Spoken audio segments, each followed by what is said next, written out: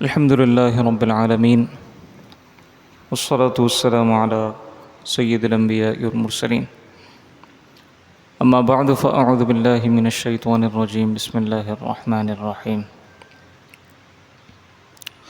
واذكروا إذ أنتم قليل مستضعفون في الأرض تخافون أن يتخطفكم الناس فآواكم وأيدكم بنصره ورزقكم من الطيبات لعلكم تشكرون صدق الله مولانا العلي العظيم وبلغنا رسوله النبي الكريم حمد و صلاة کے بعد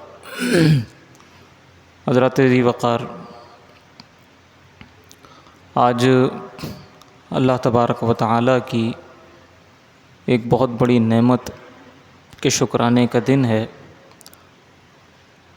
اور وذکرہم بایام اللہ کے تحت اللہ تبارک و تعالیٰ جن دنوں میں نعمتیں عطا فرماتا ہے ان دنوں کا تذکرہ کرنا چاہیے، ان میں اللہ کی نعمتوں کو یاد کرنا چاہیے۔ دن منانا، اللہ کی نعمتوں کو یاد کرنا، یہ کوئی نیا تصور نہیں ہے، بلکہ جس دن بھی اللہ تعالیٰ کی کوئی نعمت مسلمانوں کو حاصل ہوئی ہے، مسلمانوں نے اس دن کو یادگار کے طور پر منایا ہے۔ اور یہ کوئی یہاں کا آپ کہیں کہ پاکستان ہندوستان کا بھی کلچر نہیں ہے، بلکہ یہ ایک آفاقی تصور ہے۔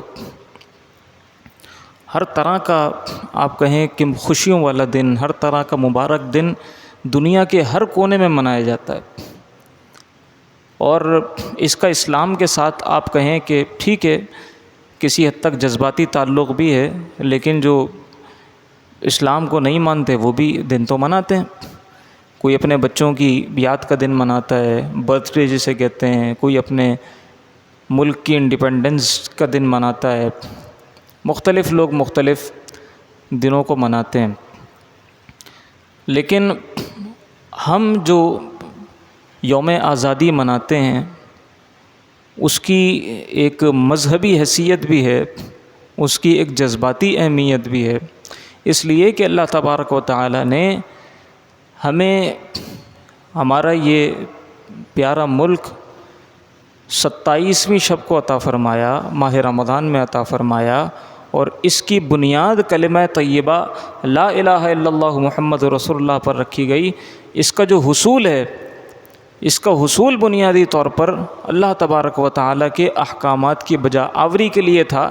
یہی وجہ ہے کہ پاکستان کو مدینہ ثانی بھی کہا جاتا ہے، کہ جس طرح مدینہ کی بنیاد پڑی تھی، ریاست مدینہ کی بنیاد پڑی تھی، جس کا مقصد ہی یہی تھا کہ مسلمانوں کے لیے ایک علیحدہ ریاست کا قیام ہو، جہاں مسلمان آزادی کے ساتھ اپنے عبادات کر سکیں، جہاں مسلمان اللہ کی عبادت اپنے پورے جوش و جذبے کے ساتھ کر سکیں، اور کوئی ان کو روکنے ٹوکنے والا، کوئی ان کو تکلیف پہنچانے والا نہ ہو۔ بالکل اسی تصور کے اوپر پاکستان کو حاصل کرنے کی کوشش کی گئی، اور پھر اللہ تبارک و تعالیٰ نے اس کوشش کے اندر کامیابی بھی عطا فرمائی۔ تو ایک طرف آپ کہیں کہ جس طرح پوری دنیا اپنے کسی نہ کسی خوشی کے دن کو منا رہی ہوتی ہے، سیلیبریشن کر رہی ہوتی ہے، تو یہاں ایک جغرافیائی اہمیت کہ ایک جغرافیائی خطہ ہمیں عطا فرمایا، اور دوسرا اس کی جو بنیاد کلمہ طیبہ کے اوپر تھی، تو یہاں سے ہماری اس کی دینی اور مذہبی اہمیت جو ہے وہ بھی تازہ ہوتی ہے۔ یہی وجہ ہے کہ ہمارا نہ صرف پاکستان سے وہ ایک جغرافیائی تعلق ہے، بلکہ دینی، حمیتی اور جناب ملی تعلق بھی اس پاکستان سے ہمارا ہے۔ ہم اس سرزمین کو اللہ تبارک و تعالیٰ کی بہت بڑی نعمت سمجھتے ہیں، ہم اللہ تبارک و تعالیٰ کا احسان عظیم سمجھتے ہیں۔ اس کی جناب سرحدوں کے اندر اور جناب اس کی بنیادوں کے اندر ہمارے بزرگوں کا خون شامل ہے۔ آج جو ہماری خصوصاً نئی نسل ہے اس کو یہ سمجھنے کی بہت زیادہ ضرورت ہے۔ وہ آج کے حالات دیکھ کر کچھ مایوس سی بھی ہو جاتی ہے کہ پاکستان کس طرف جا رہا ہے۔ تو یہ یاد رکھنے والی بات ہے کہ حضرت قائد اعظم کے بعد سے لے کر ان کی جو کابینہ تھی، ان کی جو کیبنٹ تھی، اس کے بعد سے لے کر کوئی ایسی مخلص قیادت بدقسمتی سے پاکستان کو دستیاب نہیں ہو سکی کہ جو پاکستان کو کامیابی کی راہ پر چلا دیتی، بلکہ ہم دیکھتے چلے آ رہے ہیں، ہر دور میں دیکھ رہے ہیں، ہر حکومت میں دیکھ رہے ہیں، ہر سال بظاہر ہمیں ایسا لگ رہا ہے کہ ہم تنزلی کی طرف جا رہے ہیں۔ کبھی ایسا لگتا ہے کہ پاکستان ڈیفالٹ کر جائے گا۔ جب سری لنکا کا واقعہ ہوا تو ساری دنیا نے کہنا شروع کر دیا کہ پاکستان بھی عنقریب ڈیفالٹ ڈکلیئر کرنے والا ہے، لیکن پاکستان چل رہا ہے اور دنیا کے اندر نام کما رہا ہے، دنیا کی جنگیں جناب ختم کروا رہا ہے، اور جناب دنیا کے اندر ڈیفنس ایگریمنٹ کر رہا ہے۔ ابھی جو پچھلے ہفتے ڈیفنس ایگریمنٹ ہوا ہے، ٹرائی نیشن ایگریمنٹ ہوا ہے پاکستان، سعودیہ اور ترکیہ کے اندر، اس نے جو ہے وہ بہت سے لوگوں کی اور بہت سی قوموں کی نیندیں اڑا کر رکھ دی ہیں۔ تو پاکستان کو اللہ تبارک و تعالیٰ ترقی عطا فرماتا جا رہا ہے۔ ایک طرف دیکھیں تو پاکستان کو چلانے والے مخلص لوگ نہیں ہیں، اور دوسری طرف دیکھیں تو اللہ تبارک و تعالیٰ کی اس پہ انعامات، اللہ تبارک و تعالیٰ کا اس کے اوپر کرم وہ اتنا بے شمار ہے کہ اللہ اسے گرنے نہیں دیتا۔ تو کچھ نہ کچھ تو ہے اللہ تبارک و تعالیٰ نے یہاں سے اپنا نظام نافذ کرنا ہے۔ اللہ تبارک و تعالیٰ نے اس ملک سے دین کی خدمت لینی ہے، اور یہ وہ خطہ ہے کہ جہاں سے ہمارے پیارے آقا و مولا کو ٹھنڈی ہوائیں آتی تھیں، جہاں سے خوشبودار ہوائیں اللہ کے رسول کو پہنچی تھیں۔ یہی وجہ ہے کہ علامہ اقبال نے کہا تھا کہ میرے عرب کو آئی ٹھنڈی ہوا جہاں سے، میرا وطن وہی ہے، میرا وطن وہی ہے۔ میرے عرب کو جہاں سے ٹھنڈی ہوا آئی تھی وہی تو میرا وطن ہے۔ تو یہ جو آزادی کی نعمت ہے، ہم یہ سمجھ رہے ہوتے ہیں کہ جناب مہنگائی بہت ہے، باہر نکلو چوری، باہر نکلو ڈاکہ، باہر نکلو ظلم و جبر، زیادتی اور نہ جانے کیا کیا جناب، ٹارگٹ کلنگ اور کس قسم کے حادثات، سڑکیں ٹوٹی پھوٹی، اور جناب ان سب چیزوں کو دیکھ کر، ان سب مادیت پرستی کی چیزوں کو دیکھ کر آج کی جو ہماری قوم ہے وہ پاکستان سے برگشتہ ہوتی چلی جا رہی ہے، وہ پاکستان سے روگرداں ہوتی چلی جا رہی ہے۔ آج کے جو پاکستان کے حالات ہیں وہ کچھ لوگوں کے پیدا کردہ ہیں، یا کچھ لوگوں کی غفلتیں ہیں، کچھ لوگوں کی آپ کہیں کہ پاکستان کے ساتھ عدم انصاف ہے کہ جس کی وجہ سے پاکستان کے آج یہ حالات ہیں۔ تو اس میں قصور ان لوگوں کا ہے، پاکستان کا قصور نہیں ہے۔ پاکستان سے ناراض ہونے کی کوئی ضرورت نہیں ہے، پاکستان سے ناراض ہونے کی کوئی ضرورت نہیں ہے۔ یہ عرض وطن اللہ تبارک و تعالیٰ نے نعمت کے طور پہ، انعام کے طور پہ ہمیں عطا فرمائی۔ یہاں آج باوجود اتنے حالات خراب ہونے کے، باوجود مہنگائی کے، باوجود جناب لا اینڈ آرڈر کی جو سچویشن ہمارے سامنے ہے، اس سب کے باوجود آج جو ایک آزادی ہمیں میسر ہے، آج ہم اپنی بات کر رہے ہیں، آج ہم نماز ادا کر رہے ہیں، آج ہم چاہتے ہیں قربانی کرنا، وہ آزادی کے ساتھ ہم قربانی کر رہے ہیں۔ جو چاہیں شعائر ہم اسلام کے آزادی کے ساتھ ادا کر رہے ہیں، ہمیں کوئی روکنے والا نہیں ہے۔ آج اگر آزادی کی قدر پوچھنی ہے تو ہندوستان کے مسلمان سے پوچھیے۔ آج جو ہندوستان کے حالات ہیں، یہ حالات تو پھر بہت بہتر ہیں جو 1947 سے پہلے کے حالات تھے۔ اس وقت تو انگریز وہ مسلمانوں کے خلاف، اس وقت سکھ وہ مسلمانوں کے خلاف، ہندو مسلمانوں کے خلاف، یہ سارے کے سارے مسلمانوں کے خون کے پیاسے ہوئے ہوئے تھے۔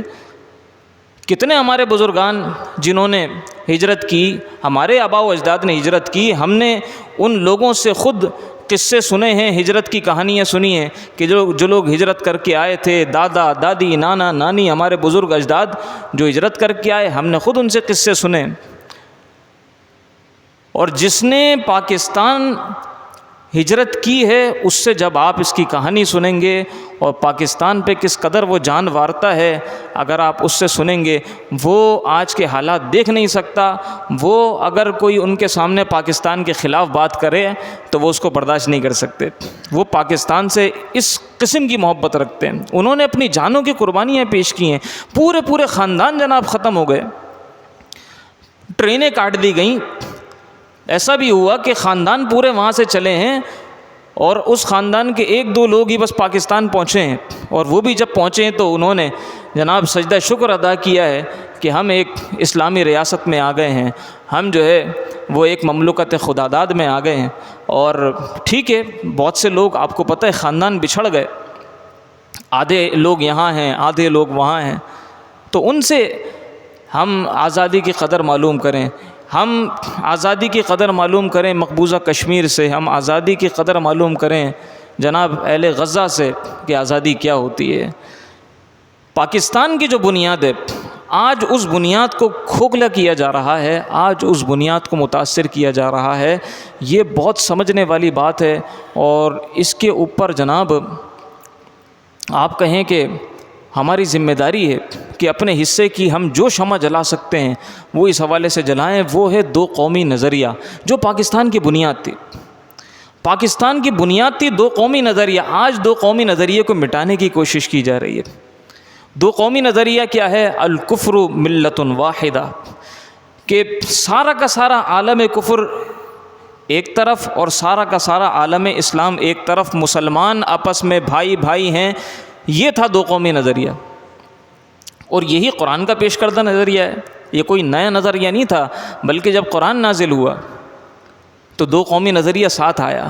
بلکہ آپ اگر اور تھوڑا پیچھے چلے جائیں، اگر آپ انسانیت کی ابتدا پر بھی چلے جائیں تو وہاں سے بھی ایک طرف جب حضرت آدم علیہ السلام تشریف لائے اور پھر شیطان جب زمین پہ آیا تو دو قومی نظریہ وہیں سے جناب زمین پر آ گیا اور وہیں سے سامنے آ گیا۔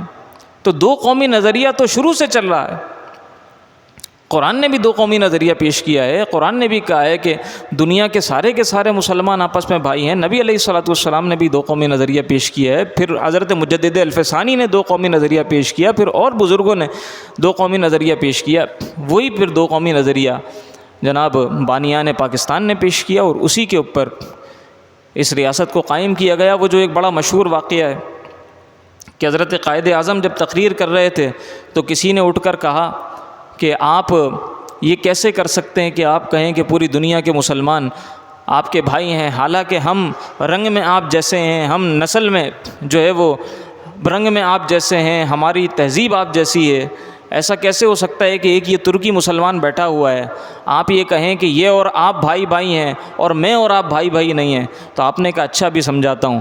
آپ نے گلاس میں پانی رکھا ہوا تھا، پانی پیا، اور پانی پی کے آپ نے اس سے کہا کہ یہ ذرا پانی پینا، تو اس نے کہا میں مسلمان کا جھوٹا نہیں پیتا۔ آپ نے اس ترکی مسلمان سے کہا ذرا پینا، تو اس نے اٹھ کے قائد اعظم کا جھوٹا پی لیا۔ تو آپ نے فرمایا کہ دیکھو میری زندگی تمہارے ساتھ گزر سکتی ہے یا اس کے ساتھ گزر سکتی ہے۔ تو بات یہ ہے کہ اسلام نے جو ایک عالمی اور آفاقی تصور اسلام کا پیش کیا ہے، یہی وہ نظریہ ہے کہ اگر فلسطین کے اندر ظلم ہوتا ہے تو ہم تڑپتے ہیں، اگر شام کے اندر ظلم ہوتا ہے تو ہم تڑپتے ہیں، اگر لبنان کے اندر ظلم ہوتا ہے تو ہم یہاں بیٹھ کر تڑپ رہے ہوتے ہیں۔ اس لیے کہ مسلمان وہ خطہ ارضی کا محتاج نہیں ہے، اس لیے مسلمان جناب یہ جو جغرافیائی حدود ہیں ان کا محتاج نہیں ہے، بلکہ مسلمان ایک آفاقی نظریہ رکھتا ہے، مسلمان ایک عالمی نظریہ رکھتا ہے۔ وہ کہیں کا بھی مسلمان ہو، اس کے اوپر اگر ظلم ہوگا تو ہماری ذمہ داری ہے ہم جس قدر ہو سکے اس کو روکنے کی کوشش کریں۔ یہی تصور جہاد ہے، یہی تصور جہاد کی بنیاد ہے۔ اگر اسی آپ بنیاد کو کمزور کر دیں تو جہاد کہاں چلا جاتا ہے؟ عالم اسلام کے لیے اٹھنے والی آوازیں کدھر چلی جائیں گی؟ عالم اسلام کے لیے ہمارے دلوں میں جو درد پیدا ہوتا ہے وہ کہاں سے پیدا ہوگا؟ جو ایک اخوت کا، مواخات کا ایک عالمی تصور دین اسلام نے پیش کیا ہے وہ کدھر چلا جائے گا اگر آپ دو قومی نظریے کو متاثر کرتے ہیں؟ تو یہ ایک بہت اہم نظریہ ہے، اسی کے اوپر پاکستان کو حاصل کیا گیا کہ دیکھو مسلمان سارے کے سارے ایک قوم ہیں، اور مسلمانوں کے علاوہ جتنے لوگ ہیں یہ سارے کے سارے ایک قوم ہیں۔ اور یہی وہ نظریہ ہے کہ جو آج ہمیں اسرائیل کو تسلیم نہیں کرنے دیتے بطور ریاست۔